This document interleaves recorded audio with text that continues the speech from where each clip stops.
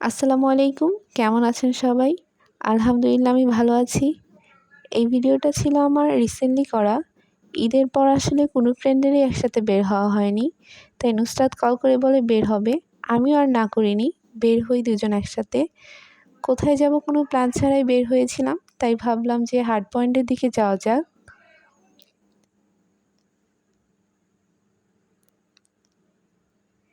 এই তো দেখতে দেখতেই চলে আসি হার্ট পয়েন্টে। ওইদিন আসলে তুলনামূলক মানুষ কম ছিল, তবে বাতাস ছিল না। তারপর আমরা দুজন কিছু ফটোশ্যুট করে নেই।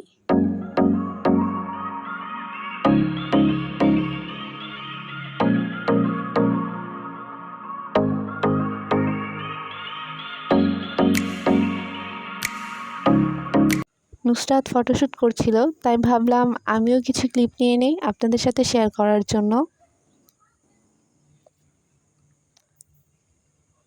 এই তো দেখতে দেখতে আমাদের দুজনেরই ফটোশ্যুট শেষ।